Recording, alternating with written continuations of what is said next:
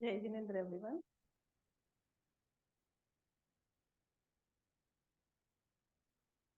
Audible? Hello, मेरी आवाज आ रही है? Yes ma'am. Nalini ji,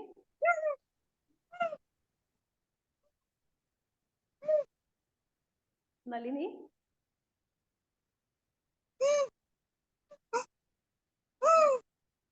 Nalini ji,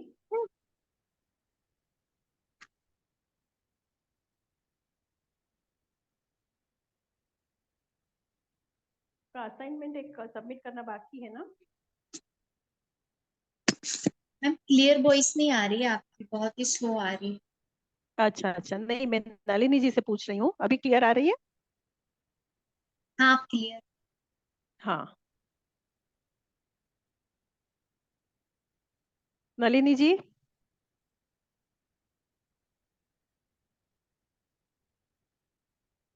I think she is not able to hear. ठीक है अनुश्रुति, आप म्यूट कर दीजिए अपने आप को। Will start the class. आवाज क्लियर नहीं आए तो बोल देना, ओके? नमो अरिहन्ताणं नमो सेत्थाणं नमो आयरियाणं नमो उवझाया नमो लोयसावसाहुणं ऐसो पंच नमोकारो सव पावपणासनो मंगलाणं च सवेसे।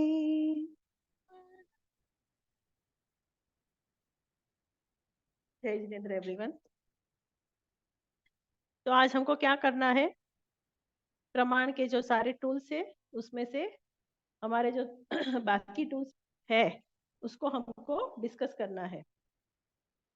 कल हमने कौन कौन से किए थे टूल्स? अनुश्रुति जी आप बताएंगे?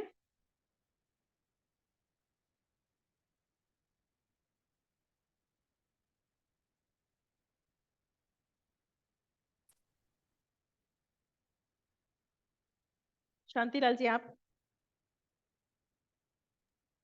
कौन कौन से टूल्स हमने डिस्कस कर किए अभी तक? मेथड्स ऑफ तर्कशास्त्र,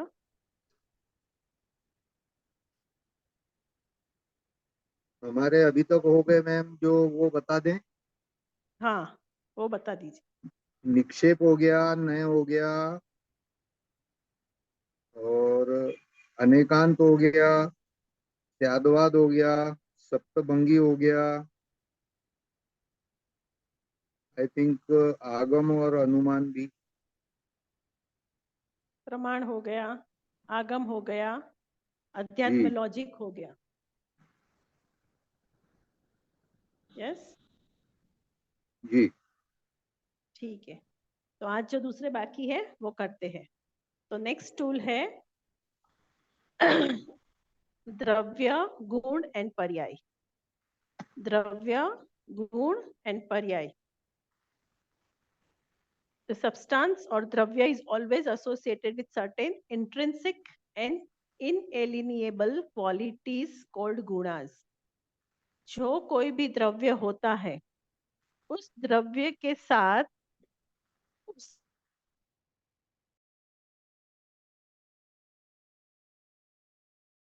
नहीं कर सकते, ऐसे अनंत गुण हर एक द्रव्य में होते हैं। बराबर? ऐसे आत्मा के भी अनंत गुण है। आत्मा अजर अमर अविनाशी है। उसको जानने के लिए, उसको वो कैसा है, उसके सत्य की तक पहुंचने के लिए हमें जो सारे टूल्स है उसमें से ये भी एक टूल है जिससे हम द्रव्य, गुण और पर्याय की भाषा से उस द्रव्य को जान सकते हैं, उस द्रव्य के नजदीक जा सकते हैं। वो द्रव्य कैसा है वैसे का वैसे उसको समझ सकते हैं। Am I audible? सबको सुनाई दे रहा है ना? Yes ma'am. ठीक है,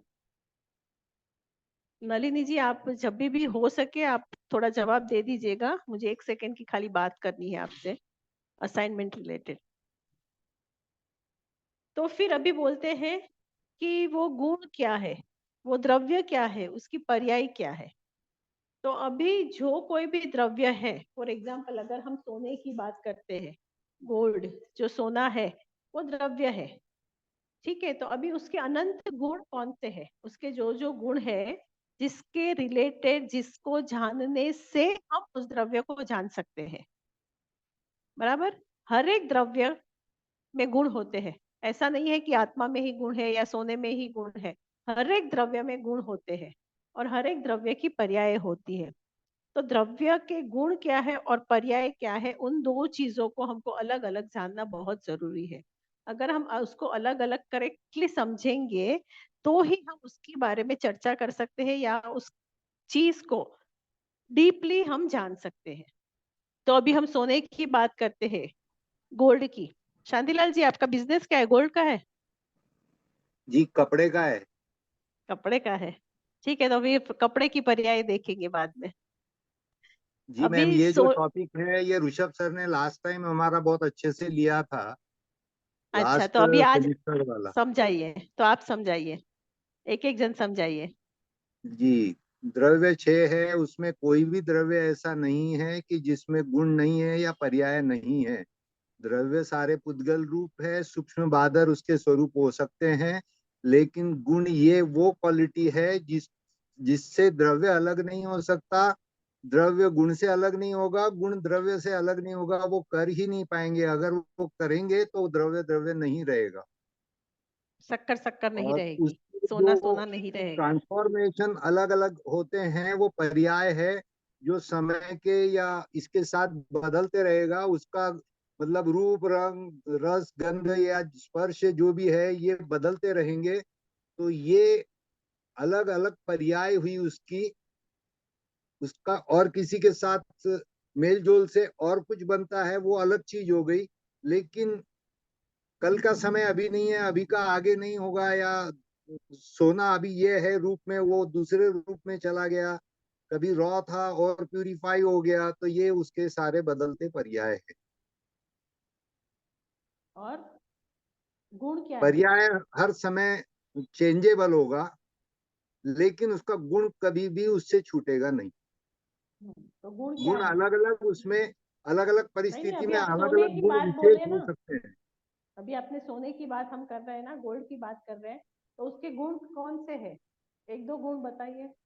उसकी चमक है, उसका कलर पीलापन है,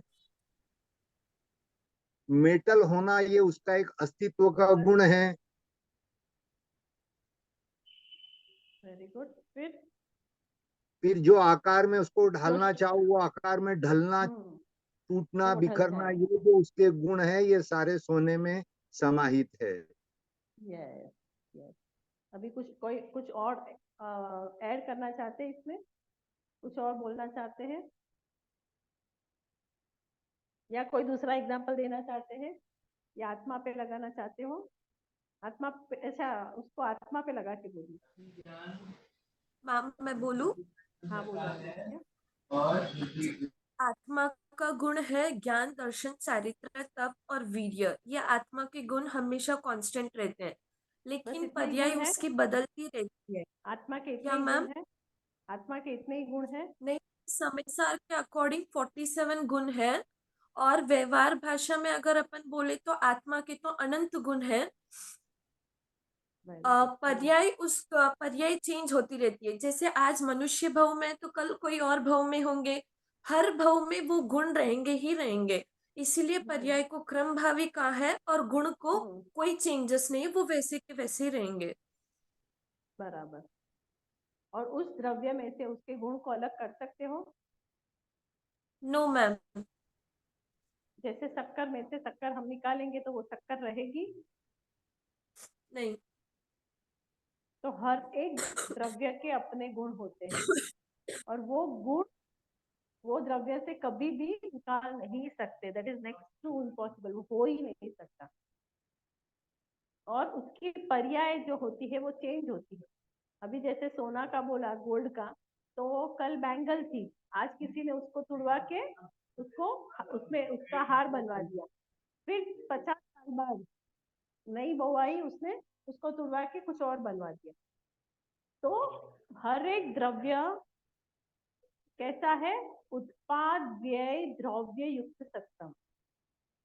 हर एक द्रव्य में उत्पाद व्यय और द्रव्य होता है, पर उसका द्रव्य गुण और पर्याय की भाषा से उसको अलग समझना चाहिए। मतलब उस नई चीज का उत्पाद हुआ फ्रॉम द पर्याय पॉइंट ऑफ व्यू। जैसे बैंगल से अपने हार बनाया, तो बैंगल्स का नाश हो गया और क्या बना? हार बन गया, उसका उत्पाद हुआ और इसका व्यय हो गया। पर उसमें द्रव्यता क्या है कि वो सोना जो है वो सेम है, वो हर एक में है। सोने हार में भी था और बैंगल्स में भी है। तो ये हो गया उत्पाद व्यय और द्रव्य युक्त सत्तम। और द्रव्य है, उसके गुण होते हैं और उसकी पर्याय बदलती रहती है। जो द्रव्य है वो शाश्वत है, वो नित्य है, उसका कभी भी खत्म नहीं होने वाला है, अंत नहीं होने वाला है। और उसके जो गुण है वो उसी रहते हैं, उसको कोई भी उससे निकाल नहीं पाता है। और वो गुण की वजह से ही वो द्रव्य के उपयोगिता है, वो द्रव्य यूज में आता है और उसकी पर्याय चेंज होती रहती।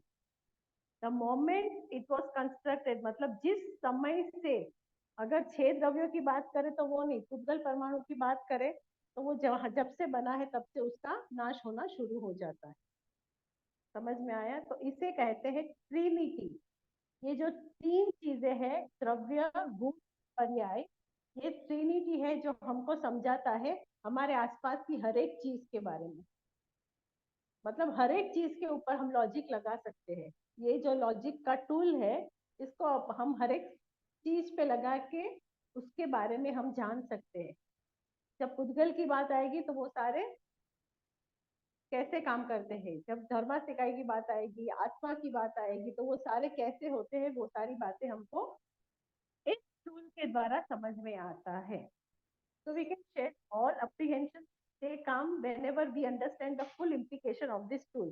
जब हमको इस टूल के बारे में परफेक्ट ज्ञान हो जाएगा, परफेक्ट समझ आ जाएगी, उसके ऊपर पूरी श्रद्धा रहेगी, हमारे आसपास जो कुछ भी चीजें हो रही है, या कोई कांच का ग्लास था, उसकी पर्याय अभी नष्ट होने वाली थी और इसीलिए वो टूट गया, तो आपको उसके प्रति क्या नहीं होगा? दुख नहीं होगा, क्योंकि हम जानते हैं कि यही उसका स्वभाव है। उसकी पर्याय बदलने वाली थी और बदली है। तो no death can affect us. फिर चाहे ये शरीर की मृत्यु हो जाए तो वो भी हम एक्सेप्ट कर लेंगे, बिकॉज वी नो कि आत्मा तो अजर अमर और अविनाशी है, वो तो कभी मरने वाला है ही नहीं। यहाँ पे जिस चीज का, जिस पुद्गल का संयोग हुआ है, उस पुद्गलों का वियोग हो गया, क्योंकि वो अजीब चीज था।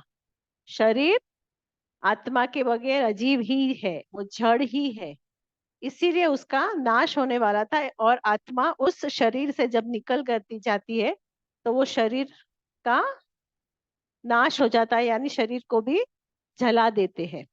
तो उस जलाने से भी वो सारे पुद्गल जो पंचभूत में से आए थे वो पंचभूत में चले जाते हैं, वो ऐसे नाश नहीं होता है। समझ में आया आपको? तो इसीलिए no death can affect us, as we know that this human existence was one of the पर्याय ओनली। क्योंकि हमको ये पता है कि यह मनुष्य भव भी जो हमें मिला हुआ है आज, वो एक पर्याय ही है। जब उसका समय खत्म होगा तब उसे भी छोड़ के हमको जाना ही है। Nobody can disturb our peace. तो ये सारी बातों से हमारे मन की शांति भंग नहीं होगी, दुख नहीं होगा। जो चीज छूट गया, जो चीज चली गई, उसके प्रति राग नहीं होगा, या उसके लिए आर्त ध्यान हम नहीं करेंगे। यस और नो? क्योंकि आर्त ध्यान किस टाइप के कर्म का बंधन कराता है? आर्त ध्यान एंड रौद्र ध्यान अशुभ कर्म। हाँ, तो तिर्यंच गति, नरक गति, ये सारे कर्म का बंध करवाते हैं। तो जब जीव को ये सारा ज्ञान हो जाएगा और उसके प्रति श्रद्धा हो जाएगी तो ये सारे काम नहीं करेगा, तब उसके मन की शांति नहीं भंग होगी। As we understand the true qualities, गुण of its substance and द्रव्य is not going to end, मतलब जो उस द्रव्य के गुण है, पर्याय है, वो कभी उससे अलग नहीं होने वाले हैं। गुण उससे अलग नहीं होने वाले और पर्याय जो है वो एवरी सेकेंड चेंज होने वाली ही है। तो समझ में आ गया ये द्रव्य, गुण एंड पर्याय का कॉन्सेप्ट। Yes ma'am. अभी अभी हम लोग नेक्स्ट करेंगे वेरी इंपॉर्टेंट कॉन्सेप्ट, निमित्त एंड उपादान। निमित्त एंड उपादान, निमित्त और उपादान के बारे में आप कुछ बोलना चाहते हैं, कुछ समझाना चाहते हैं? Anybody wants to explain anything? वो भी आपने पढ़ा ही होगा ना, निमित्त और उपादान, और हमने समय सार में भी पढ़ा थोड़ा, और डिटेलिंग में तो नेक्स्ट कर्ता कर्म अधिकार में आने वाला था, पर वो हमने किया ही नहीं। 2 चैप्टर हमने किए ना। बोलिए अभी निमित्त क्या है और उपादान क्या है?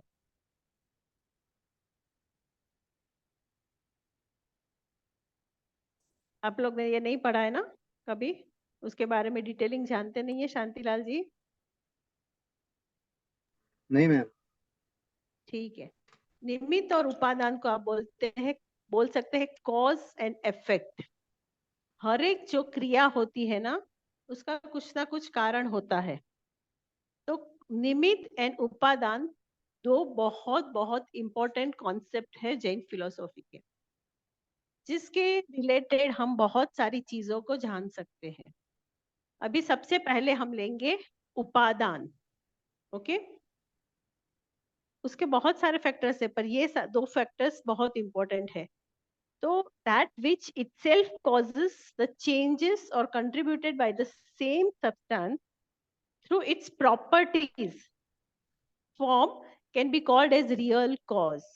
अभी देखो, उपादान जो होता है ना, वो है ना जीव का उपादान, मतलब उसका जो इंट्रिंसिक क्वालिटी है, अंतरिम शक्ति है, उस शक्ति को यूज करके जब जीव अलग अलग प्रकार के ज्ञान को प्राप्त करता है, उस ज्ञान को लगाता है, फिर वो उसकी अंदर की शक्ति होती है, उपादान होता है।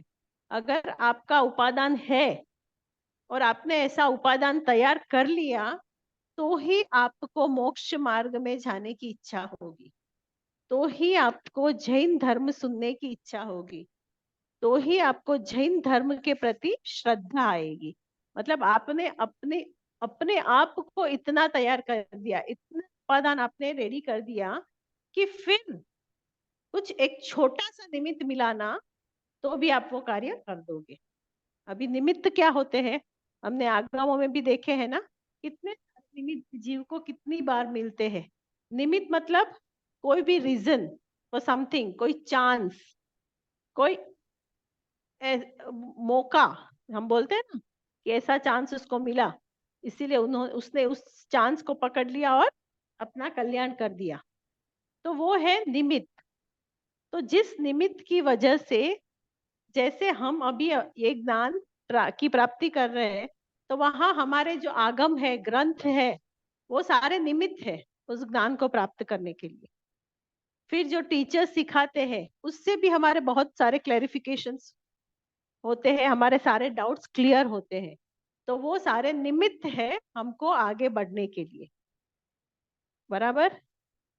अभी इस चीज को हम दूसरी चीज, इस बात को हम दूसरी चीज बातों में लगाएंगे, दूसरे एप्लीकेशन पे लगाएंगे, कि जैसे गेहूं का आटा, बराबर, जिसकी क्या बनती है, गेहूं के आटे से हम क्या बनाते हैं? रोटियां। तो हम जो गेहूं के आटे से रोटियां बनाते हैं, तो गेहूं में वो उपादान है कि वो रोटियां बन सके। समझ में आ रहा है? उसमें इतना उपादान है कि वो रोटियां बन सके, इसीलिए कोई भी निमित्त होता है, जैसे कि पर वो उपादान होता है उसमें, पर फिर भी वो अपने आप नहीं बन जाता। अगर वो आटा डब्बे में पड़ा है तो अपने आप रोटी में नहीं बन सकता, वहां उसको निमित्त की जरूरत है। तो वहां निमित्त क्या है?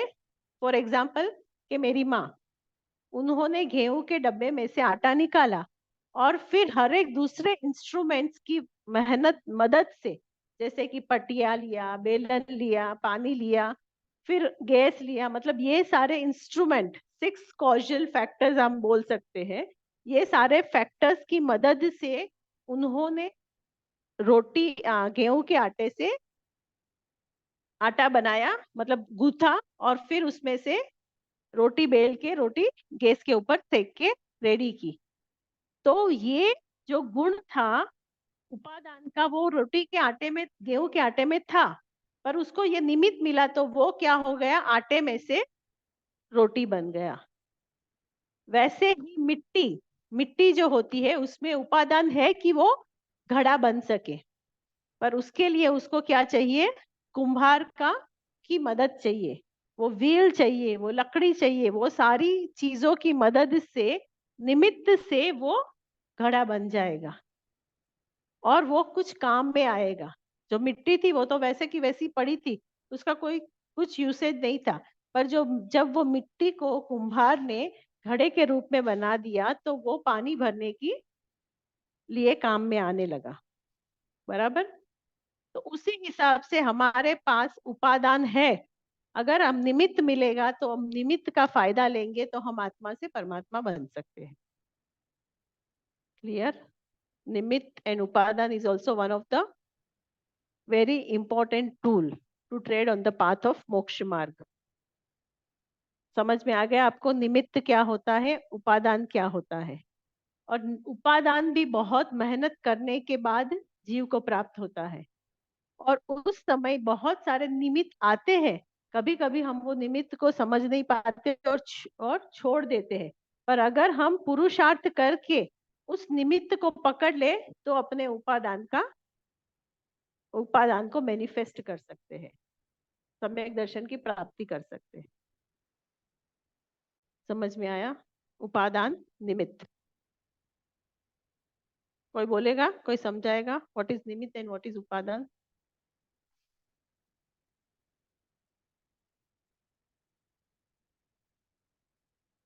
अगर कॉन्सेप्ट क्लियर हो तो समझाओ। सोने में निमित्त है कि उसके अलंकार बन सके, उसमें उपादान है। निमित्त है सुनार, जो उसको घड़ता है अग्नि आदि से, उसको आकार में या साँचे में ढाला जाता है। चेन, ब्रेसलेट, चूड़ी आदि अलंकार बनते हैं। तो सोने में अलंकार में मतलब ट्रांसफॉर्म होने का उपादान है, लेकिन निमित्त है सोनार। Very good. तो उससे क्या होता है? आत्मा से परमात्मा बनने का। बहुत जीव जब अशुभ से शुभ की तरफ जाता है और शुभ की क्रियाएं करता है तो पुण्य का बंध होता है, और वो पुण्य का बंध जब महत हो जाए, मतलब बहुत शुभ हो जाए, तब जीव को ऐसा निमित्त मिलता है कि वह केवल धर्म नहीं, अध्यात्म धर्म करे। मतलब केवल बाह्य क्रिया नहीं, पर अंतरंग विशुद्धि भी करे। और बाह्य क्रिया और अंतरंग विशुद्धि, व्यवहार और निश्चय दोनों साथ में होगा तो वो मोक्ष की तरफ लेके जाएगा। खाली व्यवहार से नहीं होगा, और खाली निमित्त से निश्चय से जान लिया और उसके ऊपर प्रैक्टिस नहीं की तो भी वो आपको नहीं लेके जाएगा। तो व्यवहार और निश्चय दोनों को पकड़ के जीव को मोक्ष के मार्ग में आगे प्रयाण करना है, या मोक्ष की प्राप्ति करनी है, मोक्ष अवस्था की। Is it clear? तो ये सारी चीजें भी हमको एक तर्क के रूप में, लॉजिकल थिंग्स, क्योंकि हमारे पास ये लॉजिक है इसीलिए हम जान सकते हैं कि हम मिट्टी का घड़ा बना सकते हैं। ये कपड़े का घड़ा नहीं बनेगा, ये कपड़े में ऐसा उपादान ही नहीं है कि वो घड़ा बन सके। तो वो लॉजिक हम यूज कर सकते हैं। इसीलिए वो लॉजिकल टूल है। गेहूं के आटे की रोटी बन सकती है पर मिट्टी की रोटी नहीं बन सकती। या दूसरी कोई भी वेजिटेबल्स या आप खाली ले लो या टमाटर खाली ले लो, वो भी खाने की चीज है, तो हम उससे रोटी बना सकते हैं? बोलो। या मम्मी जी जो है, आशा जी, खुशबू जी, हेमा जी, आप रोटी बनाओगे खाली टमाटर की, गेहूं कुछ डाले बगैर? क्योंकि उसमें वो उपादान ही नहीं है। कुछ ना कुछ बेस लेना पड़ेगा। हाँ, तो मतलब गेहूं या कोई तो आटा चाहिएगा ना, ऐसे ही खाली टमाटर का नहीं बन पाएगा। तो उसी तरह उपादान जिस चीज में होता है उस चीज को निमित्त मिलने से वो बन सकता है, वह हो सकता है। तो उपादान is also very important and निमित्त is also very important and about all this पुरुषार्थ इज वेरी इंपॉर्टेंट। पुरुषार्थ सबसे मेजर है। ठीक है, अभी लास्ट कौन सा कॉन्सेप्ट है? लास्ट कौन सा टूल रह गया? Which we have to do? सूत्र मत, आई गेस 363 पाखंडी मत। इसके बारे में आप लोग कुछ जानते हो? अनुश्रुति, खुशबू, हेमा, एनीबडी? मैम ये ये तो ना, भगवान ऋषि जब दीक्षा ली थी तो उनके साथ में कई लोगों ने दीक्षा ले ली। भगवान को जब तक केवल ज्ञान नहीं होता है तब तक वो मौन रहते हैं, और लोगों को भूख सहन नहीं हुई तो अपने अपने मत के अनुसार वो उन्होंने अपना अपना धर्म शुरू कर दिया। तो वो धर्म कितने, मतलब 363 सिक्स मतलब मत कितने? है। हाँ, उतने मत और भेद है। तो उसको भी क्यों तर्क का टॉपिक दिया होगा? उसको भी एक टूल कैसे दिया होगा जो कि गलत है, पाखंडी है, जो अगेंस्ट धर्म है, जिसका कोई हमें यूज भी नहीं है, तो उसको एक लॉजिकल टूल कैसे दिया? मैम ये हो सकता है कि बुरे को उनका समझने से अच्छा और सही सम्यक क्या है ये समझ सकते हैं, इसलिए वो चीज का भी नॉलेज होना चाहिए, वो भी एक टूल समझना चाहिए। जैसे कि उजाला क्या है? अगर आप ऐसी कंट्री में हो, ऐसी सिटी में हो कि जहाँ सूर्य अस्त होता ही नहीं, जहाँ 14-14 दिन तक उजाला ही रहता है, तो आपको अंधेरे का एहसास होगा? अंधेरा क्या है, कैसा है, वो आपको पता रहेगा? उसी तरह अगर आपको कुछ सही जानना है तो गलत क्या होता है उसका ज्ञान होना चाहिए। जैसे उजाला क्या है वो जानना है तो अंधकार कैसा होता है वो भी जानना चाहिए। या जो अंधकार में है, जिसको कुछ दिखाई नहीं देता है, समझ में नहीं आता है, तो उसको उजाला क्या है वो जानना पड़ता है। तो यहाँ तो चलो दोनों शुभ क्रिया है, शुभ चीजें है कि चलो उजाला है तो हम काम कर सकते हैं, निकल सकते हैं, पढ़ाई कर सकते हैं, सब चीज को देख सकते हैं, बराबर। पर अंधेरा है तो हम रात को सो भी सकते हैं, रेस्ट भी करते हैं, क्योंकि ये शरीर को रेस्ट की भी जरूरत है।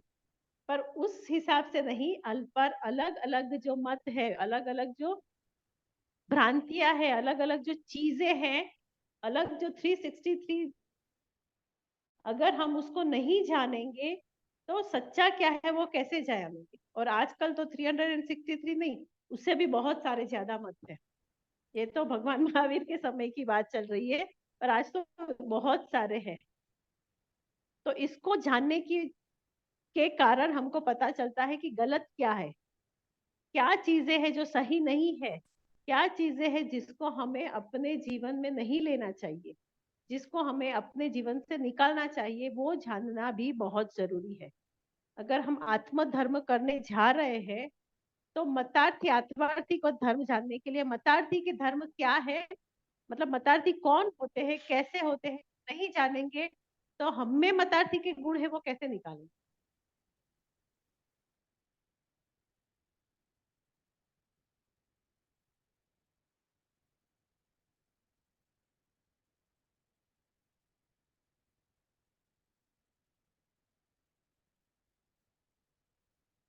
मैं हूँ इसीलिए, मतलब जो बहुत सारा मैं और मैं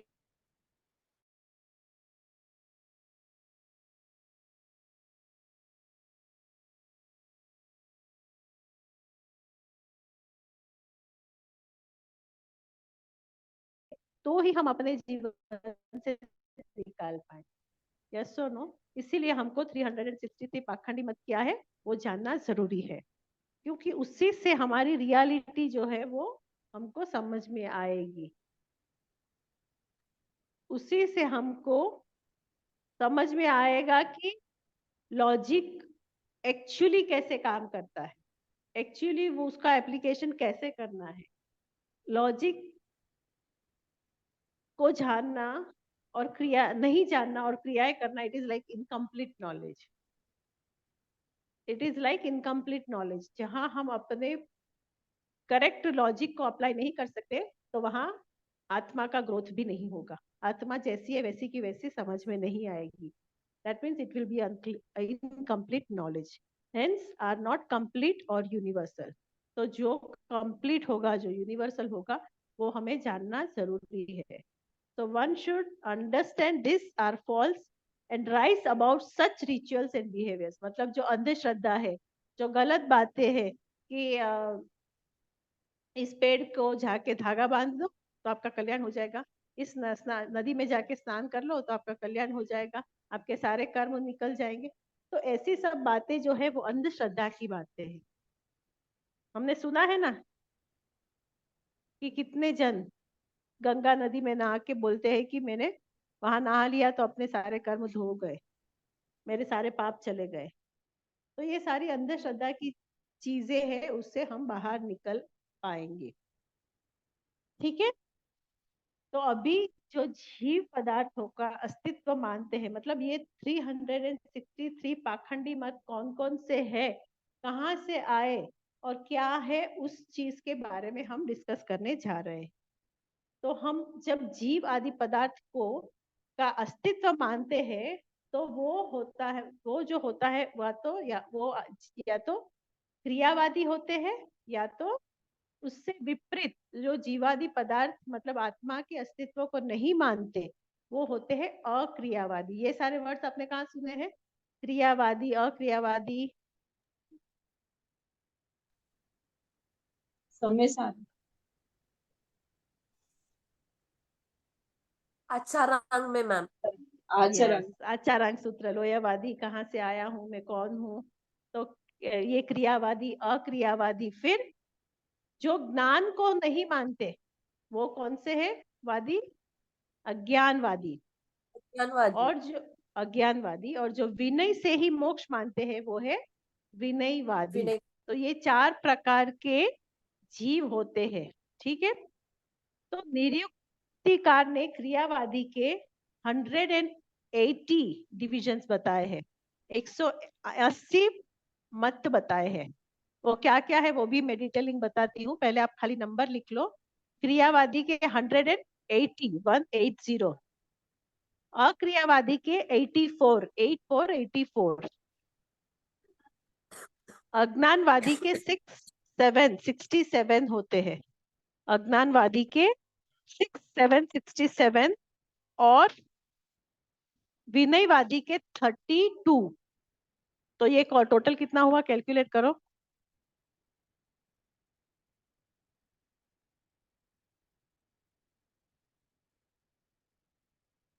363। हाँ, तो ये सारे मिला के है 363 भेदों की संख्या बताई है। ये सारे अलग अलग मत है। तो वृत्तिकार ने इन चारों वादों को 363 भेदों को के नाम भी पृथक पृथक बताए हैं। तो इस चारों वाद एकांतवादी स्वाग्रही होने से एकांतवादी है, एक ही मत को मानते हैं, जो मत को मानते वही सही है ऐसा जानते हैं, उसे बोलते हैं स्वाग्रही। मतलब उसने जो ग्रहण किया है स्व ने वही सच्चा है, वैसे मानने की वजह से ये मिथ्या है, ये पाखंडी मत है, ये इनकम्प्लीट नॉलेज है। और सापेक्ष दृष्टि से मानने पर ही ये सम्यक हो सकते हैं। ठीक है? अभी हम फर्स्ट देखेंगे एकांत क्रियावादी, जो एकांत क्रियावादी होते हैं वो एकांत रूप से जीव आदि पदार्थों का अस्तित्व मानते हैं तथा ज्ञान रहित केवल दीक्षा आदि क्रिया से ही मोक्ष प्राप्ति होती है, ऐसा उनका सब। वे कहते हैं कि माता पिता आदि जो सब है वो शुभ कर्म का फल भी मिलता है, पर मिलता है केवल क्रिया से ही, क्रिया करने से ही ये सारा फल मिलता है। जीव जैसी क्रियाएं करता है तद अनुसार उसको नर्क अथवा स्वर्ग आदि में फल मिलेंगे। और संसार में जो सुख और दुख भी है ना, ये सब अपना किया हुआ ही है। वो कहते हैं कि काल ईश्वर आदि जो दूसरा कुछ है, ऐसा कुछ होता ही नहीं है। समझ में आया आप लोगों को? ये बात क्लियर है आप लोगों को? जो क्रियावादी है वो क्रिया को ही मानते हैं। तो निरुक्तिकार ने क्रियावाद के 180 भेद बताए हैं। उसमें वो क्या कहते हैं कि सर्वप्रथम जीव अजीव, ये जो 9 पदार्थ है ना, उसके दो भेद करने चाहिए, नित्य अनित्य। मतलब जीव स्वतः विद्यमान है, जीव परतः उत्पन्न होता है, जीव नित्य है अनित्य है। इस 5 चीजों को 4 से मल्टीप्लाई करोगे तो 20 होगा। और अजीव आदि शेष 8 को भी आप 20 भेद समझने चाहिए। तो 20 × 9 = 180। मैम एक बार वापस से जो कैलकुलेशन। 9 तत्व के जो 9 बताए वो 9। हाँ और जीव अजीव वो जो सारे भेद है ना, वो पांचों। मतलब जीव स्वतः विद्यमान है, जीव परतः विद्यमान है सेकंड, जीव नित्य है थर्ड, और जीव अनित्य है। 4 डिविजन्स को मल्टीप्लाई × 5 करोगे तो 20 आएगा। और वो 20 को आप 9 तत्वों के साथ × 9 करोगे तो कितने आते हैं? 20 × 9 180 180 मैम। भेद क्रियावादी के होते हैं। तो टोटली क्रियावादी कितने प्रकार के हुए? 180। फिर दूसरे देखोगे तो अक्रियावादी, जो एकांत रूप से जीव आदि पदार्थों का निषेध करते हैं और उसकी क्रिया आत्मा कर्मबंध कर्म फल आदि, जहां बिल्कुल वो सारी बातों को नहीं मानते हैं, उसको बोलते हैं अक्रियावादी।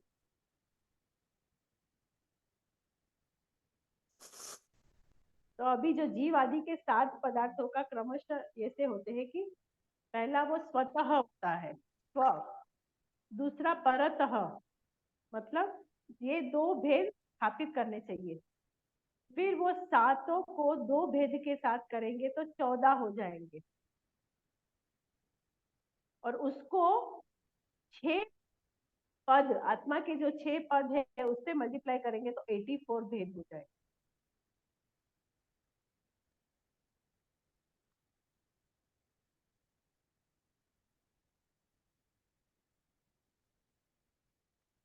मतलब कि जब ये स्वतः परतः यदृच्छा नियति स्वभाव और ईश्वर और आत्मा, यहाँ कर लो आप क्लास, वहां कर लो। मेरा अभी 5 मिनट है। अभी तृप्ति मैम आ गए क्या? ठीक है, तो वैसे हो जाएंगे टोटल 84। ओके। और नेक्स्ट अपना आएगा वो है, मैम हेलो बोलो आदित्य, क्या बोल आत्मा रहे हो? से मैम,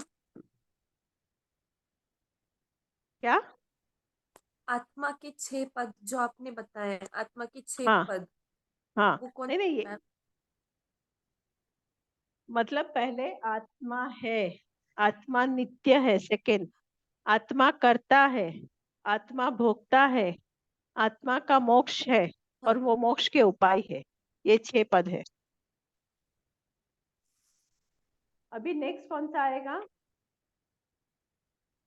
नेक्स्ट अपना आएगा अज्ञानवादी। अज्ञानवादी के कितने भेद बताए? 67। तो उसमें क्या है? जैसे सत असत, सत सत, अवक्तव्य, सद्वक्तव्य, असत वक्तव्य और सद असत वक्तव्य।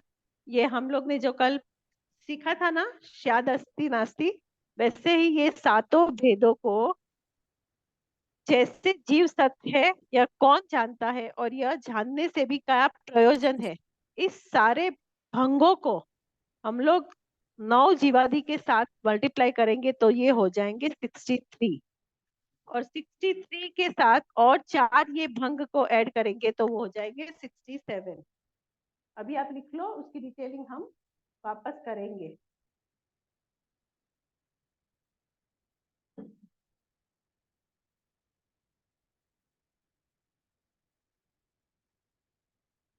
और लास्ट कौन सा है? चौथा विनयवाद। विनयवाद के 32 भेद है। इसमें वे इस प्रकार है। फर्स्ट है देवता, सेकंड है राजा, थर्ड यति, फोर्थ ज्ञाति, फिफ्थ वृद्ध, सिक्स्थ जो अधम है वो, 7 माता और 8वीं पिता। इस 8 को का मन से, वचन से, काया से और दान से विनय करना चाहिए। तो ये 8 × 4 = 32 भेद किसके हुए? विनयवादी के।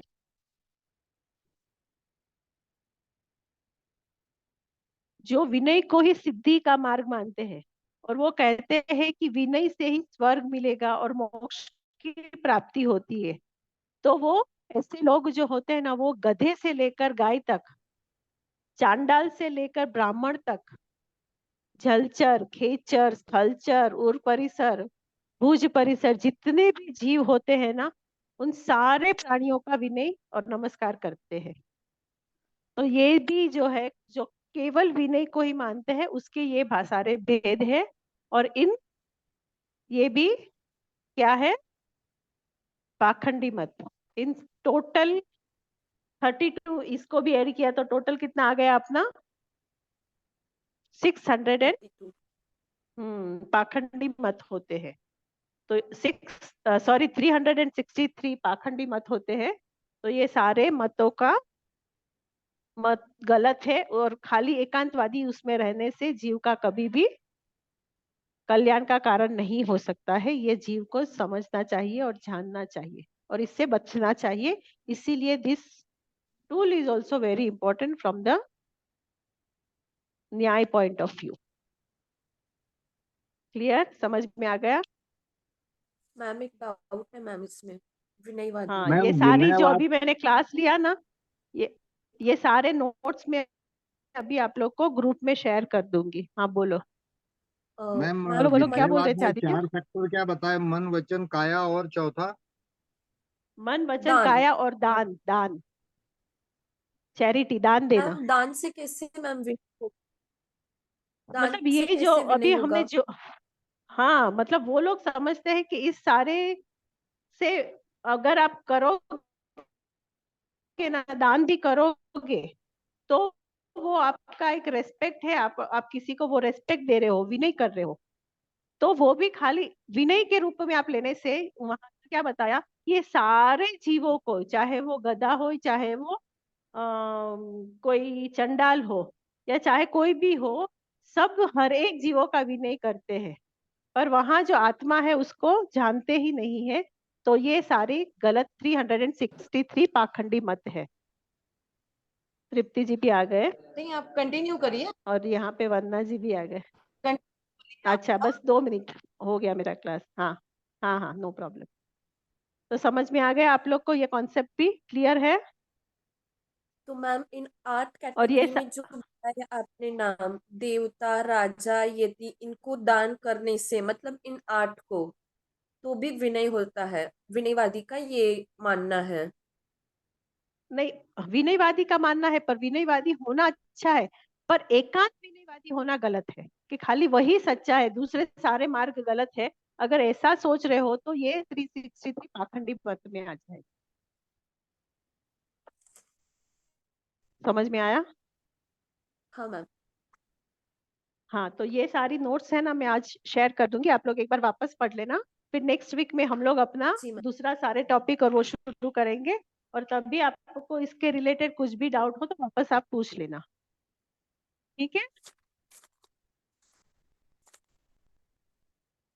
चलो हम क्लास खत्म करते हैं। जय जिनेन्द्र एवरीवन। जय जिनेन्द्र मैम। देह छता झिनी दशा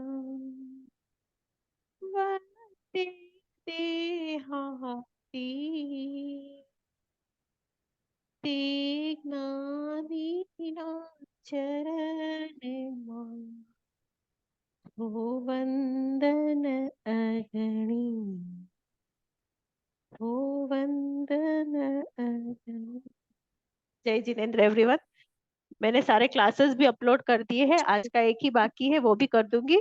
तो सारे क्लासेस भी आपको जब टाइम मिले तो देख लेना, नोट्स भी जो मैंने भेजी है वो सभी भी आप देख लेना।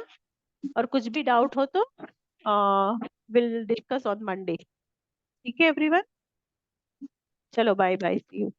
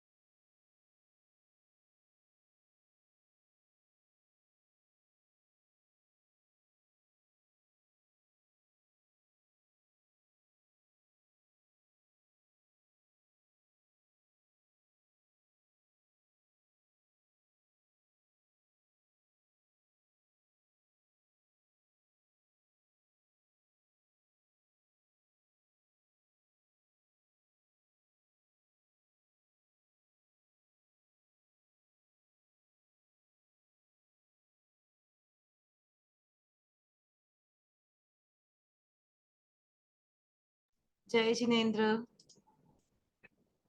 जय जिनेन्द्र मैम।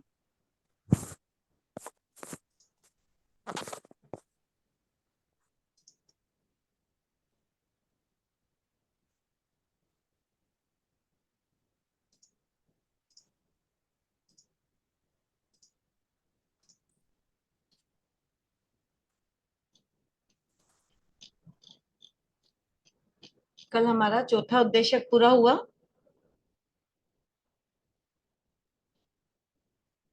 अब आज पांचवा उद्देश्य लेते हैं।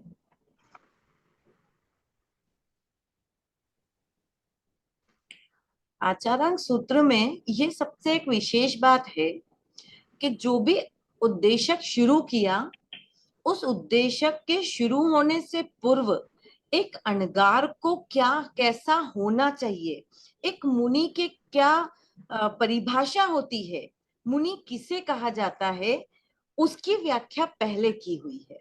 और उसके बाद अहिंसा के सिद्धांतों को बताते हुए और उसके बाद में फिर कहते हैं कि जो मुनि इन सब हिंसात्मक क्रियाओं का परित्याग करता है और अहिंसा का पालन करता है, उसको परिज्ञात कर्म मुनि कहा जाता है।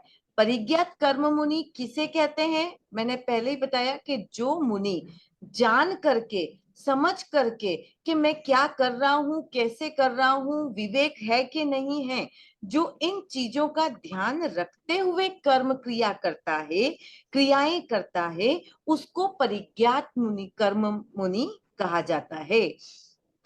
ये एक विशेषण मुनि के लिए अधिकांशतः सभी उद्देश्यों में लगा हुआ है कि एक परिज्ञात कर्म मुनि मतलब कर्म को जान करके, किस कर्म को जानना और किस कर्म का किस क्रिया को जानना और किस क्रिया का त्याग करना और क्रिया को किस प्रकार से छोड़ देना, ये एक परिज्ञात कर्म मुनि की व्याख्या है।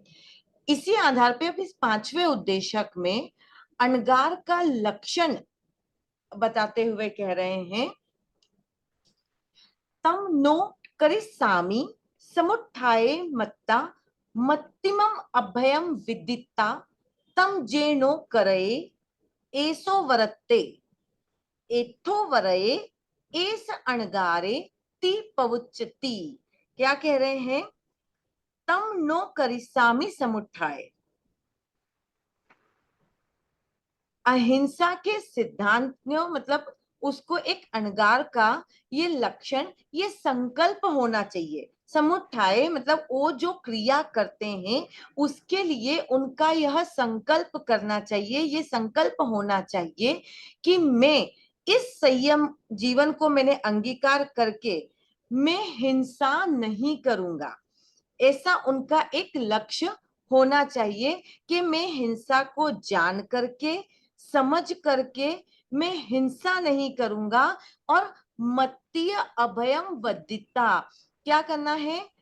प्रत्येक जीव जो है उनको अभयम, अभय चाहता हूं, सबके लिए अभय का सिद्धांत मानना चाहिए। उसको कंटिन्यूअस मतलब ये कि संयम में स्थिर होके, समुठाय मतलब स्थिर हो जाना, संयम में स्थिर होकर मत्तिमम यानी मनन करते हुए अभयम प्रत्येक जीव के प्रति अभय का भाव होते हुए ये जान करके जो हिंसा नहीं करता है, ते जे नो करई, जो हिंसा नहीं करता है, एसो वरत्ते, एसो मतलब वही, वरत्ते यानी व्रत, वही व्रती है, उसे ही मुनि कहा जाता है। एथो वरय, और जो इन व्रतों का पालन पूरे समय करता है, एस अणगारे, उसी को ही अणगार ती पवच्चति कहा जाता है। तो क्या कहा कि जो मुनि या जो अहिंसा पर आस्था रखने वाला या संकल्प करता है, एक मिनट,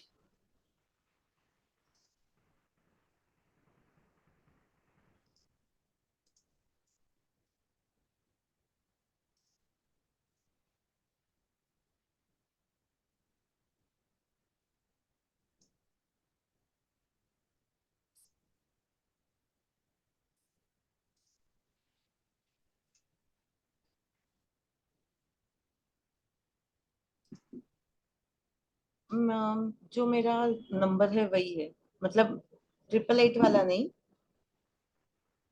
एक मिनट।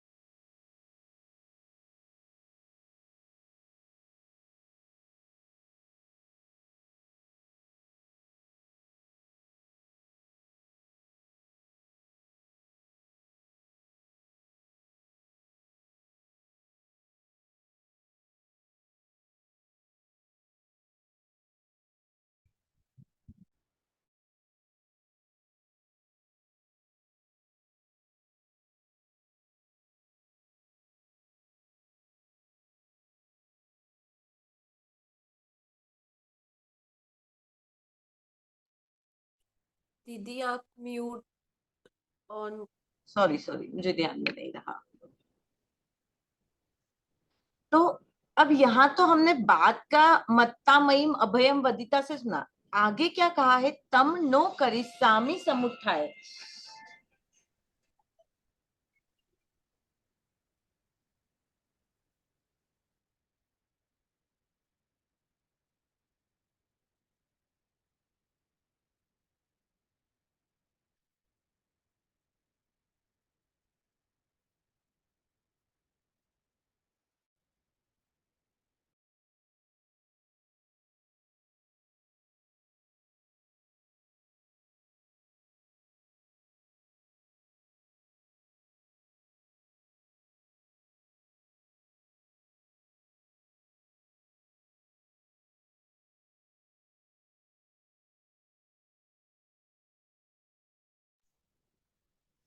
तम नो करिष्यामि समुत्थाय मतलब मैं संयम में स्थिर हो चुका हूं, इसलिए अब मैं नहीं करूंगा, मैं ये कार्य नहीं करूंगा। तो क्या कार्य नहीं करने का संकल्प किया जाता है? मैं अहिंसा धर्म में दीक्षित होकर हिंसा नहीं करूंगा, इसका संकल्प लिया जाता है। फिर मत्ता मयिमम, मतिमान पुरुष, जो बुद्धिमान पुरुष है यानी मुनि है, वह जीवों के अस्तित्व का मयिमम मनन करता है और उनको अभय, उनके लिए अभय की कामना करता है, अभय चाहता है, ऐसा ही वह कहता है और करता है। फिर जो हिंसा नहीं करता है वह व्रती होता है। तेणो करई ऐसो वरये, जो हिंसा ऐसा नहीं करता है यानी हिंसा नहीं करता है वही व्रती होता है। और वह क्या करता है? एथो वरये ऐसा, वह इस वनस्पति लोक की हिंसा के विषय में जो व्रती होता है, एथो वरई, जो ऐसा व्रती है। कैसा व्रती? यानी जो पहले कहा ऐसो, जो ऐसा व्रती है वास्तव में वही अणगार है, ऐसा भगवान पवुच्चई कहते हैं। फिर आगे सूत्र आता है। अब ये सूत्र बड़ा अच्छा है।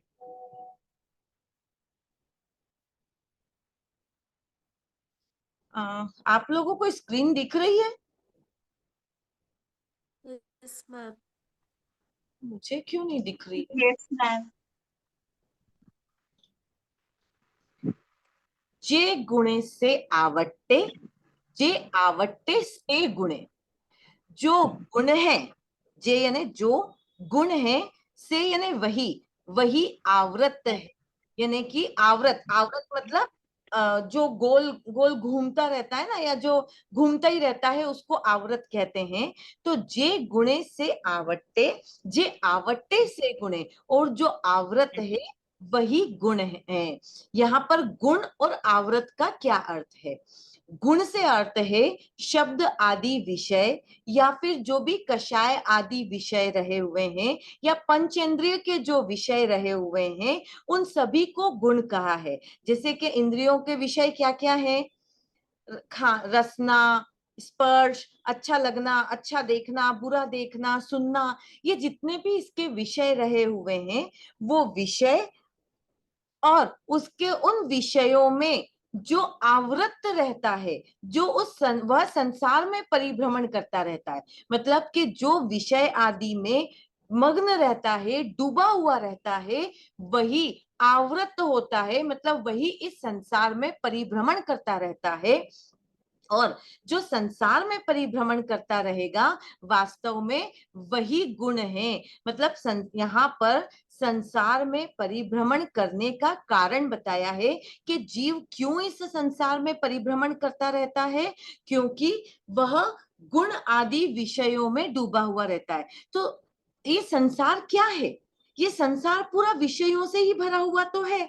हम जहां देखें वहां कहीं ना कहीं विषय जुड़े हुए हैं। तो यहाँ पर ये कह रहे हैं कि जो आवृत है, जो संसार है, वास्तव में वही मूल गुण है, वही कर्म बंध का कारण भी है, वही वास्तव में ये चक्र भी है संसार का। और जहां ये चक्र है संसार का, वहीं ये गुण पाए जाएंगे, बाकी और कहीं पर ये गुण नहीं मिल सकते हैं। सिद्धशिला में क्या ये गुण मिलेंगे?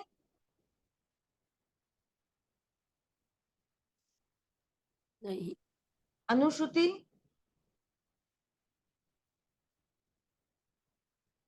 अनुश्रुति,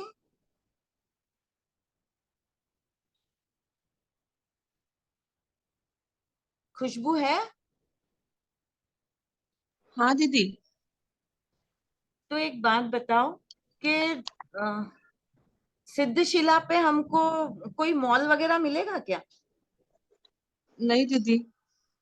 कोई टीवी, कोई गार्डन, कोई हिल स्टेशन? नहीं। तो फिर वहां जाके करें क्या हम? अच्छा चलो कोई बात नहीं, कोई नहीं मिलेगा, कुछ यार दोस्त तो मिलेंगे अपने जैसे ही, जो सिद्ध हुए होंगे, वो तो हाँ। वो मिलेंगे। नहीं, अभी वहां पे बस अशरीरी मतलब आत्मा ही है, सिद्ध भगवान भी है। अभी पहले तो तुमने हाँ कहा था ना, सही बोलते बोलते गलत क्यों बोल दिया? हाँ मतलब वही संसारी जो के जो सारे भी जो होंगे वो रिश्तेदारी वो मिल मतलब जो भी मोक्ष में वहां गए तो होंगे वो रिश्तेदारी मिलेंगे। वाले नहीं, वहां पे तो हमारे रिश्तेदार वही सिद्ध होंगे, तो वो मिलेंगे हमारे जैसे सिद्ध हमको वहां पे। नहीं मतलब जो सिद्ध हो गए वो मिल सकते हैं। अच्छा आशा आंटी? नहीं मिलेंगे। क्यों नहीं मिलेंगे? जो सिद्ध हुए हैं वही मिलेंगे ना, बाकी कौन से रिश्तेदार कैसे मिलेंगे? क्या? जो रिश्तेदार होंगे वो सिद्ध नहीं होंगे। अरे चलो रिश्तेदार सिद्ध नहीं हुए होंगे, जहाँ नए जाते हैं वहां नए लोग मिलते हैं, नई दोस्ती यारी बन जाती है। तो हमारे जैसे ही गुण वाले सिद्ध हमको मिलेंगे, क्योंकि हम भी तो सिद्ध होके ही जाएंगे वहां पे। यस। तो वो तो मिलने चाहिए ना फिर हमको। संचेती अंकल, आपका क्या कहना है? नो मेलजोल, ज्योत में ज्योत विराजमान। हेमा?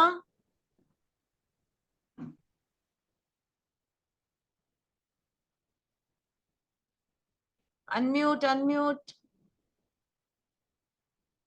वहां पर जाकर कोई फ्रेंड या रिश्तेदार रहेगा ही नहीं ना, वो भाव ही नहीं रहेगी। अरे रिश्तेदार तो नहीं रहेंगे, सिद्ध तो रहेंगे। तुम हाँ भी सिद्ध। सिद्ध, मैं भी सिद्ध, ऊपर जाके मिल जाएंगे अपने को, तो सारा ज्ञान रहेगा, तो पता रहेगा किसी जन्म की तुम कौन थी, मैं कौन थी।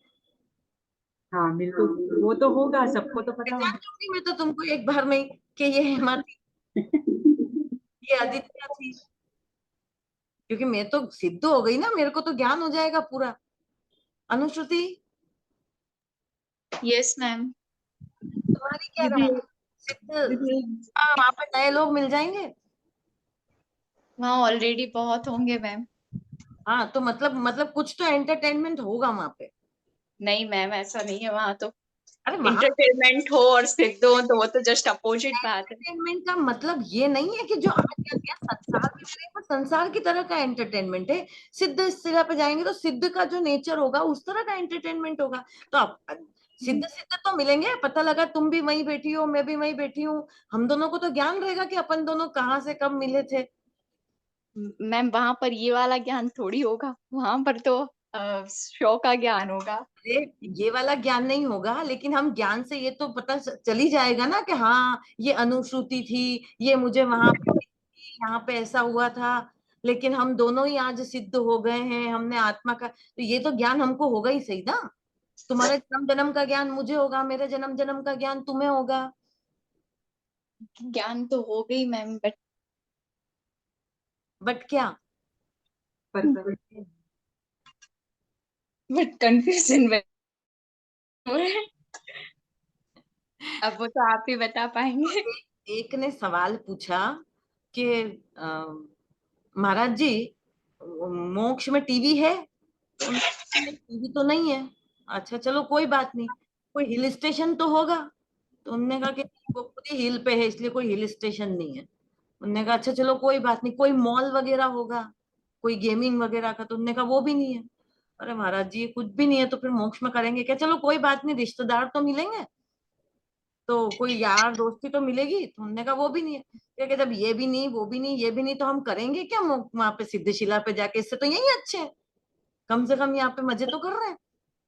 तो सिद्धशिला के लिए हम साधना क्यों करें, हम क्या करें मोक्ष में जाके? है। तो इसीलिए मेरा ये सवाल है कि अगर कोई ऐसा सवाल करता है, कुछ करता है, उसको कैसे समझाएंगे? तो मैंने इसलिए पूछा कि चलो कोई नहीं मिलेगा, लेकिन आप भी सिद्ध, मैं भी सिद्ध, हम सिद्ध सिद्ध आपस में मिलके तो पार्टी कर ही सकते हैं वहां पे। पार्टी इन द सेंस हम सिद्धों वाली पार्टी करेंगे।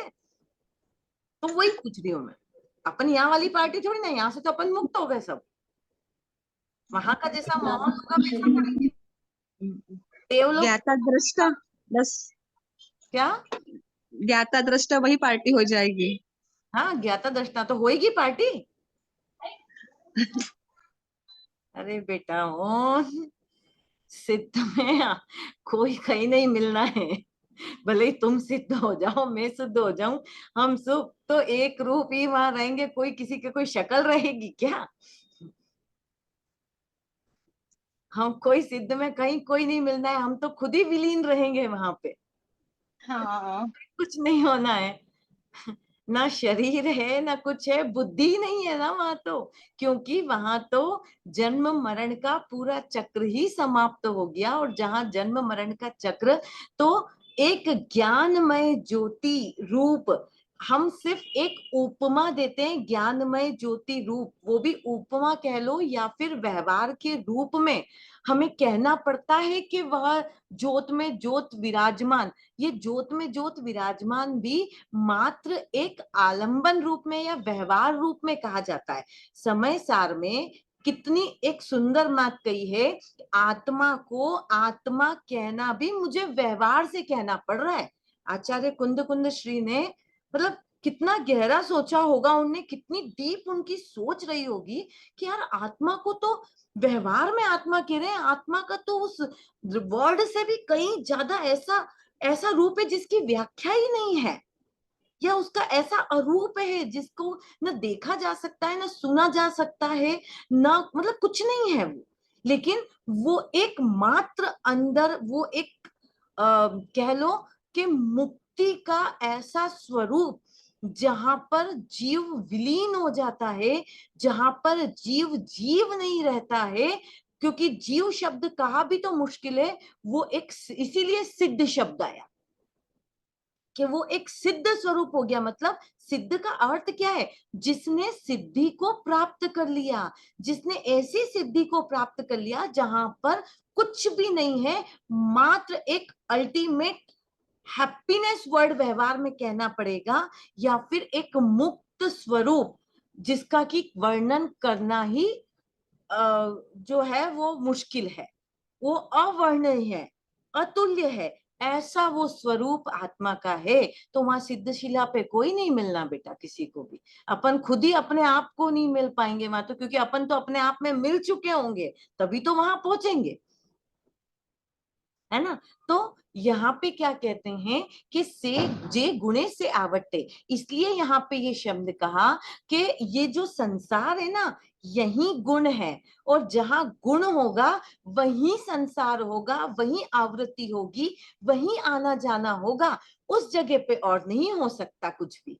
ठीक, तो जो यहाँ पर जो है लोक शब्द भी नहीं आया है अभी तक, जैसा कि हमने पूर्व में पढ़ा कि लोक शब्द तो आया होगा, लेकिन यहाँ लोक शब्द भी नहीं है। इस 5वें अध्याय में वनस्पति को लेकर व्याख्या है, वनस्पति काय के जीव को लेकर व्याख्या है। तो यहाँ पर आगे क्या कह रहे हैं कि जो वनस्पति काय के समारंभ से उपरत नहीं होता है ना, मतलब हिंसा आदि की क्रियाओं से जो उपना नहीं है, जो उसी में ही रमण करता रहता है, वास्तव में वह ग्रहवासी है, वो साधु नहीं हो सकता है, वह ग्रहवासी है। और यह इस मतलब इस सूत्र में बतलाते हैं ऐसा कि जो ग्रहवासी है वो मात्र पूरे गुणों में, विषय कषायों में, काम आदि वासनाओं में, इन्हीं में पूरी तरह से गुणों में स्वाद लेता रहता है, यही गुण है। और जब वो इसमें स्वाद लेता रहता है, इंद्रिय विषय आदि गुण में ही रहता है, तो ये गुण ही तो संसार है, इसको समझ। और ये जो नाना प्रकार के भावों का संक्रमण हमारे अंदर होता है ना, ये जो गुण हमारे अंदर, ये विषय वासना कसाएं हमारे अंदर घूमती रहती है, यही हमारे संसार का परिभ्रमण कराती है, यही वनस्पति आदि स्थावर जीवों की हमसे हिंसा करवाती है, ऐसा यहाँ पर कहने का अर्थ है। जे गुणे से आवट्टे, जे आवट्टे से गुणे, ये सूत्र ऐसा है जिसको आपको अच्छी व्याख्या में पढ़ना है, क्योंकि सिर्फ एक टिप्पणी रूप में भी आ सकता है कि इस सूत्र की व्याख्या करिए। ठीक मैम, यहाँ गुणे जो है वो काम गुणे से रिलेट करता है कुछ अंश में? नहीं, सब गुण जो भी इंद्रिय विषय आदि कषाय हैं, वो सारे गुण, मतलब क्या है यहाँ पर विषय, गुण का मतलब विषय, और विषय किसके होते हैं, काम वासना भी विषय है, इंद्रिय आदि के भी विषय हैं, हमारे मन के भी विषय हैं। तो जितने भी कर्म बंध के कारण है, अथा है वो, तो उनके तो कोई शब्द नहीं है। तो ये गुण का मतलब यहाँ पर विषय से, कि जो विषय है वही आवृत है, कोई एक काम वासना आदि गुण से ही नहीं है, सभी। और जो इस विषय में डूबा हुआ रहता है वह हिंसा आदि प्रवृत्ति में डूबा हुआ रहता है, इसलिए वो संसार में परिभ्रमण भी करता रहेगा। आवृत मतलब घूमते रहना, परिभ्रमण करते रहना। ठीक, चलिए आगे पढ़ते हैं। उड्डण अहम तिर्यम पाइणम पासमाणे रुवाईम पासती सुणमाणे सद्दाईम सुनेती। अब क्या कह रहे हैं, उड्डणम ऊंचे, अहम तिर्यम ऊंचे, नीचे, तिर्यम तिरछे, पाइणम पासमाणे रुवाई ऊंचे, नीचे और तिरछे स्थानों में, तथा पाइणम पासमाणे रुवाई पासती, और जो पूर्व आदि दिशाएं हैं, दिशाओं में पासमाणे, जो कुछ भी देखने वाला रूप हमको दिखता है ना, वह सब कैसा है, दिखता है। और सुन माने सद्दाईम सुनेती, और सुनने वाले शब्द को व्यक्ति सुनता है। ऊपर आदि विषयों की बात कही है, उन्हीं विषयों में यहाँ पे आगे कहते हैं कि गुण कहाँ होते हैं। भाई हमने ऊपर कहा कि जहां गुण है वहां पे आवृत है, वहां संसार है, जहां संसार है वहां पे ही गुण है। तो आगे यहाँ पे कहते हैं कि गुण होते कहाँ पे, तो वो उसकी व्याख्या आगे दी। तो कहाँ होते हैं, ऊंचे, नीचे, तिरछे आदि स्थानों में, साथ में पूर्व आदि जितनी भी दिशाएं, तो हमने पहले वाले उद्देशक में दिशाएं पढ़ी थी, दिशाएं और उपदिशाएं। तो जितनी भी दिशाएं हैं उनमें जो देखने वाले रूपों को जो देखता है और सुनने वाले शब्दों को जो सुनता है, है ना। फिर आगे क्या कहते हैं, उड्डयम अहम तिर्यम पायणिम मच्छमाणे सुवेसु मुच्छन्ति सद्देसु आवी। ऊंचे नीचे और तिरछे स्थानों तथा पूर्व आदि दिशाओं में विद्यमान वस्तुओं में जो मूर्छित होने वाला, रूपों में जो मूर्छित होता है, शब्दों में जो मूर्छित होता है, मूर्छित मतलब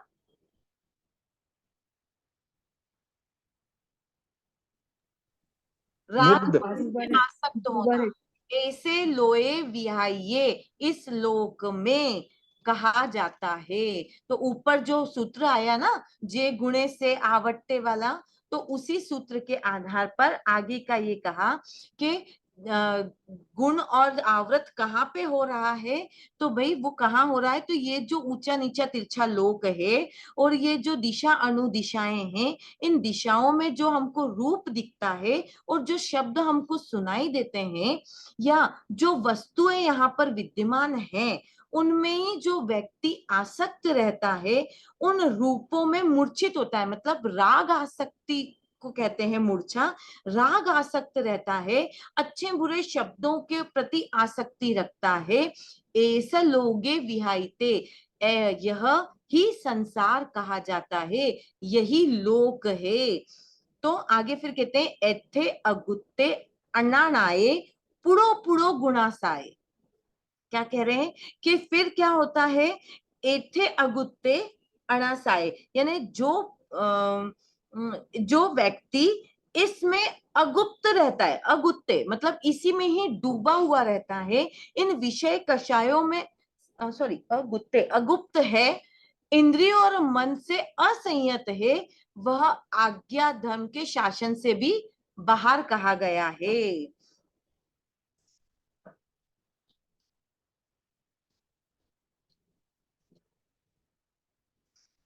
सिर्फ एक सूत्र लें, एगे अगुत्ते अणाए, जो मनुष्य इस वनस्पति जनित आदि काम गुण में अगुप्त है, वह अनाणाए, वह अनाज्ञा में है। ठीक, अगुप्त का अर्थ होता है राग द्वेष में वशीभूत होना। जो राग द्वेष में डूबा हुआ है उसको अगुप्त कहते हैं। और अनाणाय से यहाँ पर मतलब कि जो आज्ञा रहती है तो उसका जो पालन नहीं करता है उसको अनाणाय कहा गया है।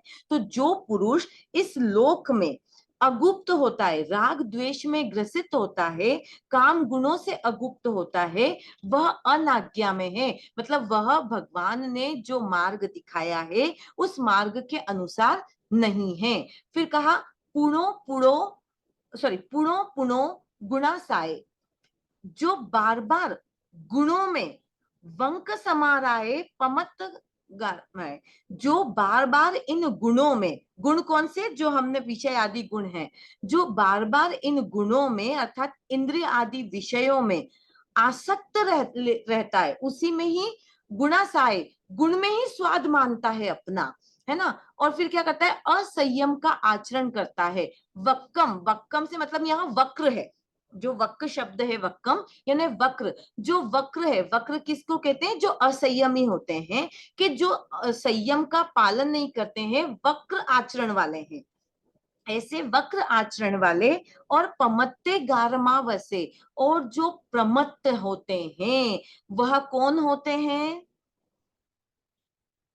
वह ग्रह त्यागी होकर भी ग्रहवासी ही होते हैं। अर्थात उनको हम गारमा वय से, यानी कहते हैं कि वह ग्रह त्यागी होते हुए भी घर में वास करने वाले होते हैं, गृहस्थ वाले ही कहलाते हैं, वह अणगार नहीं कहलाते हैं। ऐसा इस सूत्र का अर्थ रहा हुआ है। आया इतना समझ में। फिर आता है लज्जमाणा पुड़ोसिया, पुड़ोपासा, लज्जमाणा पुड़ोपासा। लज्जमान, तू देख, पास मतलब देखना, पुड़ो मतलब पृथक, यानी अलग अलग करके एक एक छिलकों को निकाल निकाल कर, हे साधक तू देख, हे संयमी साधक तू देख के हिंसा देखना चाहिए कि हिंसा में विरत जो है वह जीवन, वह संयम का जीवन नहीं जी रहा है, जो हिंसा में डूबा हुआ है। अणगारा मोती एगे पव्वयमाणा।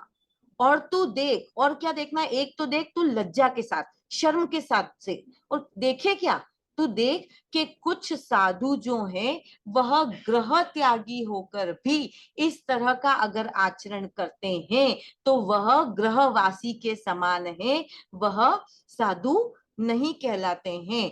वनस्पति कायिक जीवों की वह हिंसा आदि करते रहते हैं। जमीनम विबुरवेहिम सत्यहिम वनसई कमस समारंभेण। अलग अलग प्रकार के, क्योंकि यहाँ पर वनस्पति काय के जीवों की हिंसा की बात है, क्योंकि हिंसा से, कहाँ की हिंसा से बचना है, वनस्पति काय की। हालांकि जो चूर्णीकार हुए हैं उन चूर्णीकारों ने यहाँ पर वनस्पति काय का एज्यूम कर लिया और उसके बाद में है, लेकिन यहाँ मूल में कहीं वनस्पति काय जीव या फिर मूल में कहीं लोक शब्द भी नहीं आया है, तो इसका जनरल अर्थ में भी चलते हैं। लेकिन आगे जो व्याख्या कही गई है उसमें कहीं ना कहीं वनस्पति का अर्थ शुरू से ही ले लिया जाएगा, जो आगे आएगा वो हम पढ़ेंगे।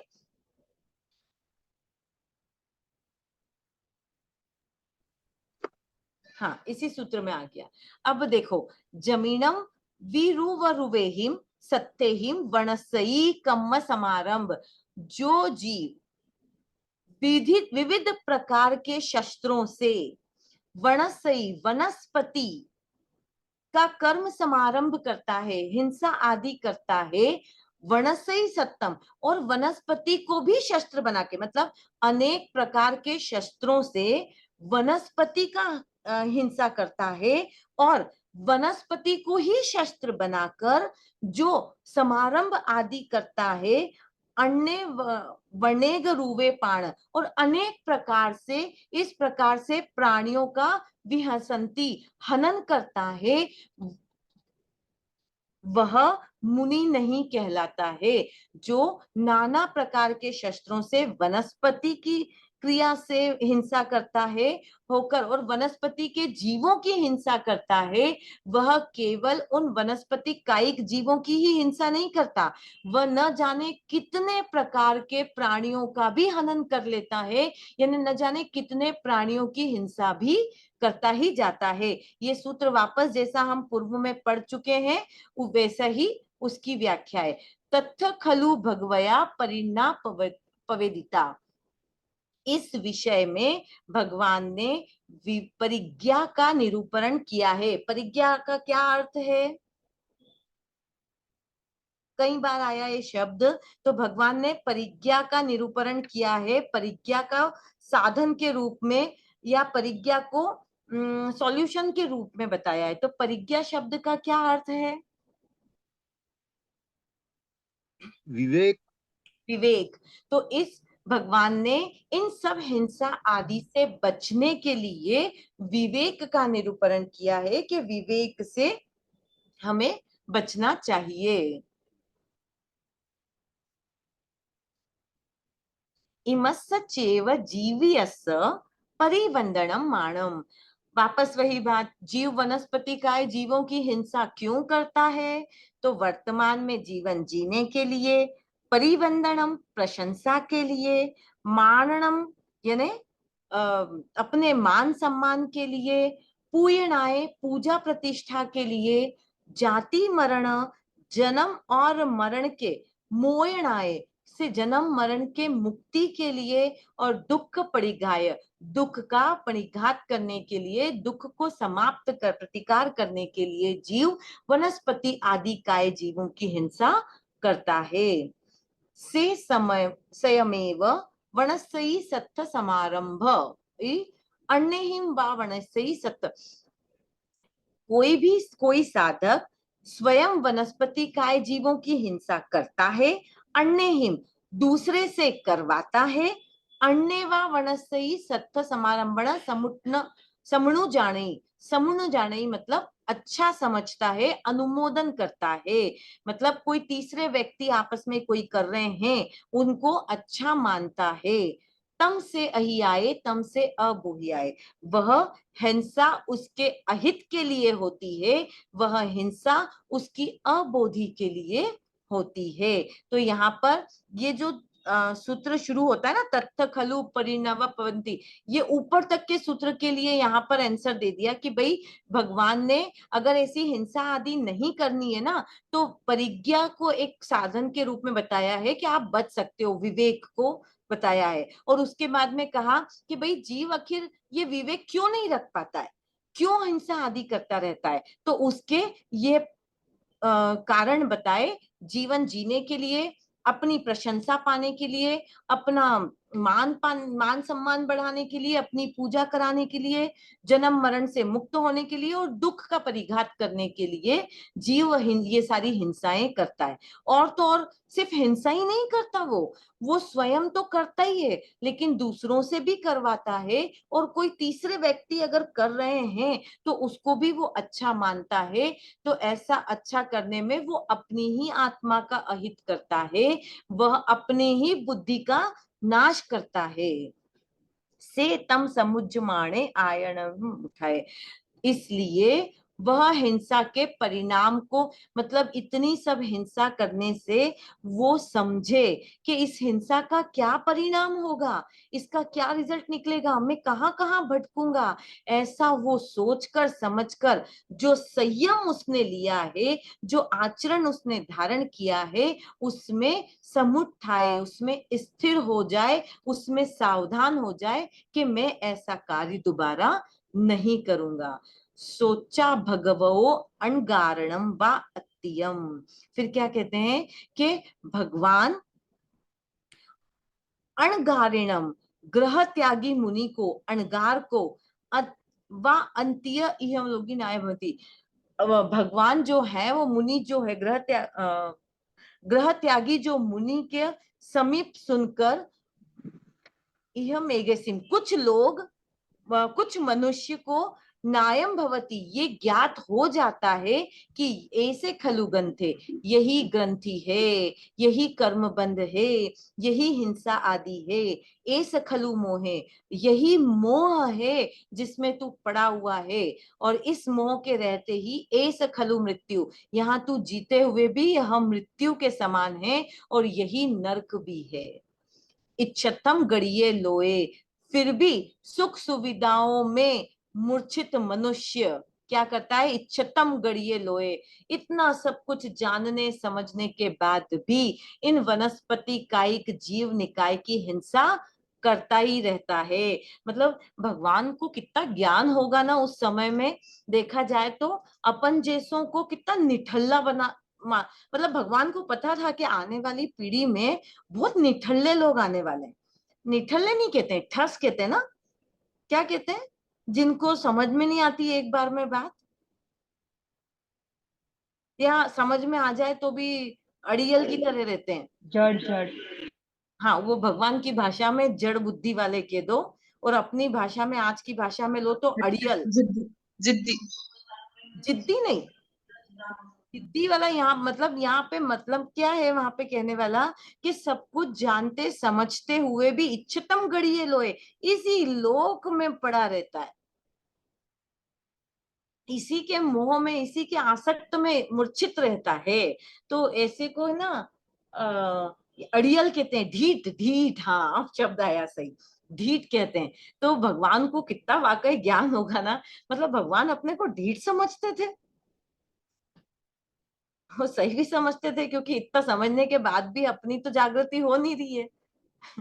तो वाकई ये अपन जैसे ढीठ के लिए ही शब्द दिया उन्होंने, कि इतनी फिर भी जो है व्यक्ति इन्हीं को सुख सुविधा मानता है और इसी की मूर्छा में, इसी में ही गड़िए, इसी ग्रंथि में, इसी लोक की ग्रंथि में पड़ा हुआ रहता है। जमीनम विरुवरेहिम सत्यहिम, वापस से वही सूत्र आ गया।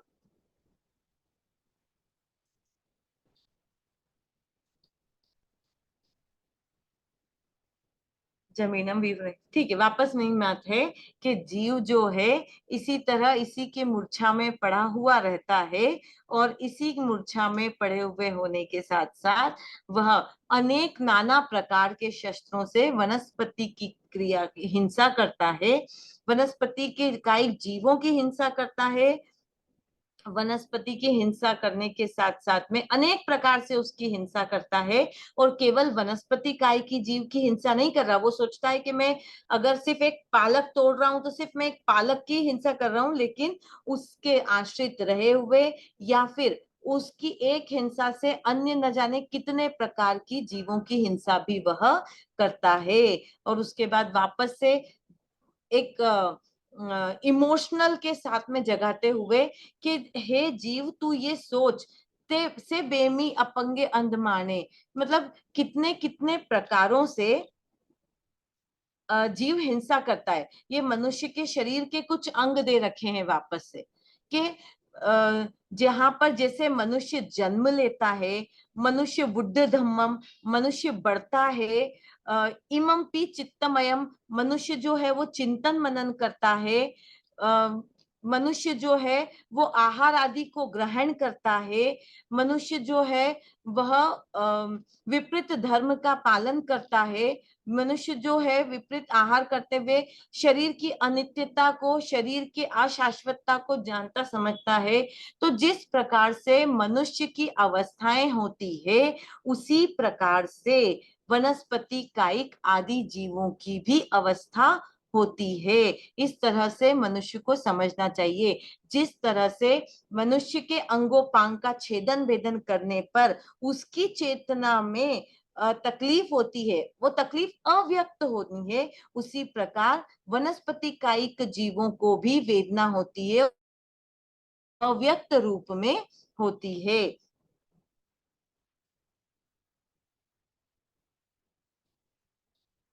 आगे बढ़ते हैं।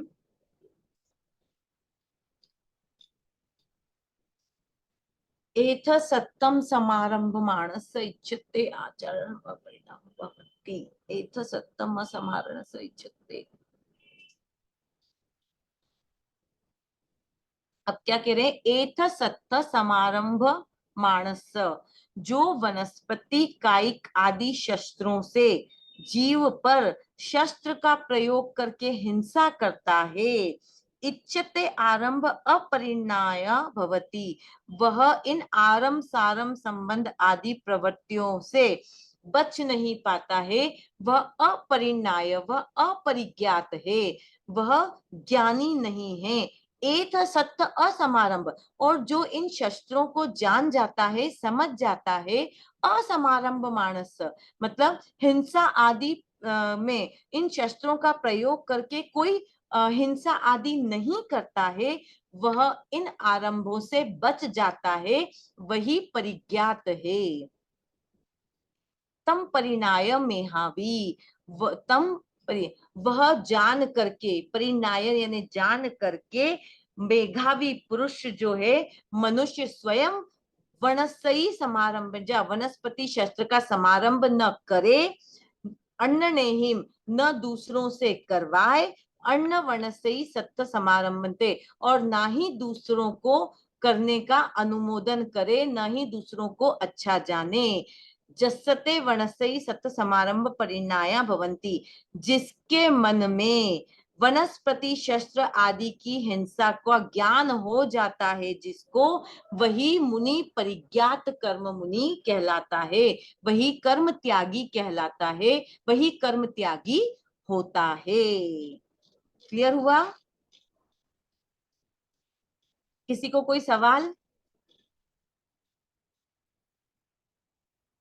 आज के इसमें किसी का कोई सवाल है?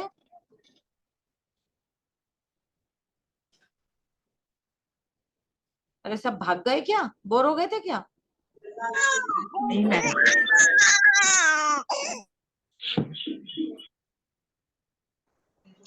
आशा आंटी कोई सवाल? आदित्य? नो नो दीदी। खुशबू? नहीं दीदी। अदिति? संचेती अंकल? किसी का भी कोई सवाल नहीं है? संचेती अंकल। मैम ये एक एक काय को एक एक अध्ययन में समझाया है, वही बात रिपीट की है, तो ये उसके महत्व को दिखाती है, अहिंसा के महत्व को। हिंसा के महत्व को भी दिखाती है। देखिए क्या था कि उस समय में जो है वो लिपिबद्ध रखने का तो कोई चलन था नहीं।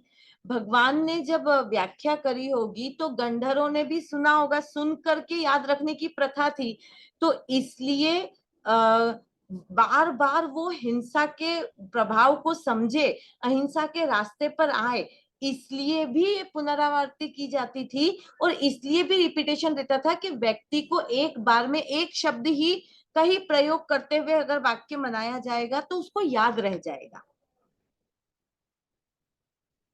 हाँ, और इसके अलावा किसी को कुछ पूछना है? नहीं दीदी। तो फिर मेरे अब सवाल का जवाब दो, मुझे पूछना है। अभी तक हमने कौन कौन से काय के वर्णन पढ़ा?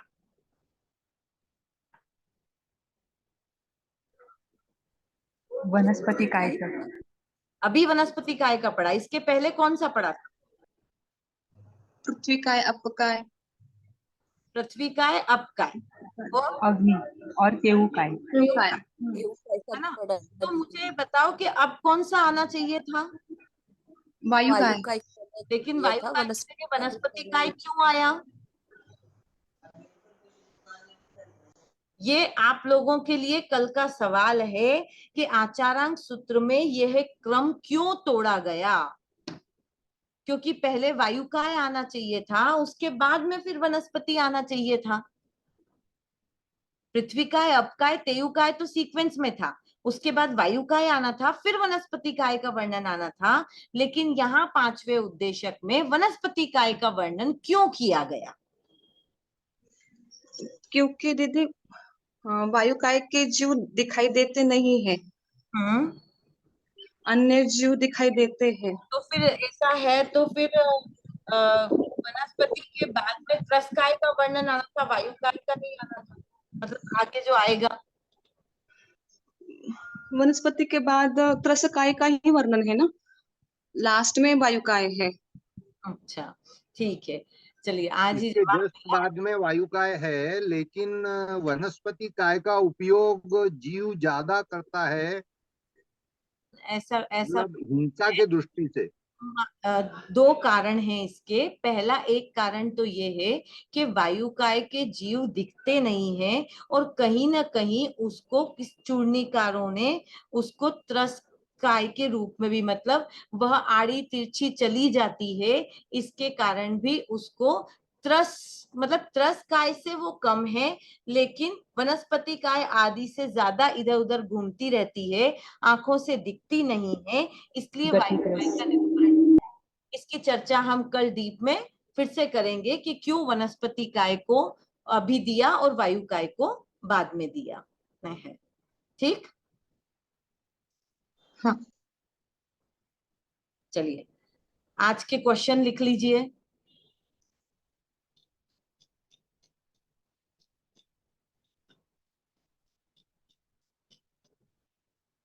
पहला क्वेश्चन लिखिए,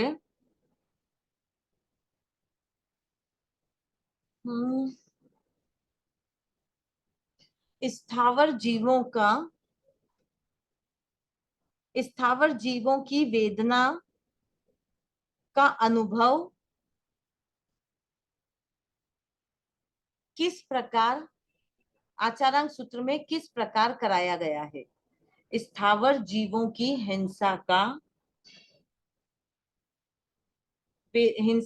हिंसा से वेदन का अनुभव किस प्रकार कराया गया है?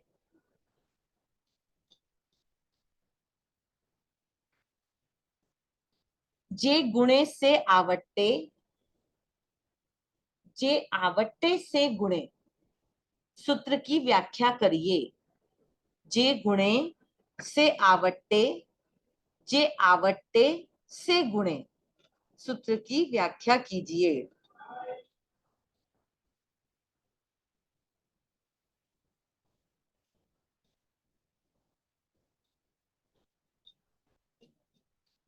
बस यही 2 क्वेश्चन है। एक क्वेश्चन और लिख लीजिए, वनस्पति काय का वायु काय के पहले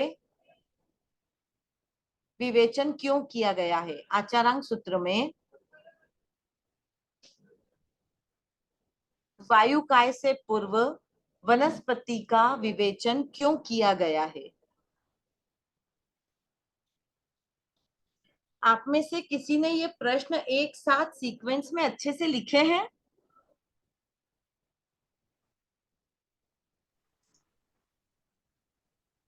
जिसने भी लिखे हो एक बार उसको अच्छे से व्यवस्थित, जिसने भी लिखे हो अच्छी राइटिंग में, मुझे उसको व्हाट्सएप पे भेज देना या ग्रुप में डाल देना, तो अनुश्रुति के भी जो क्वेश्चंस छूट गए हैं उसको मिल जाएंगे। Yes ma'am,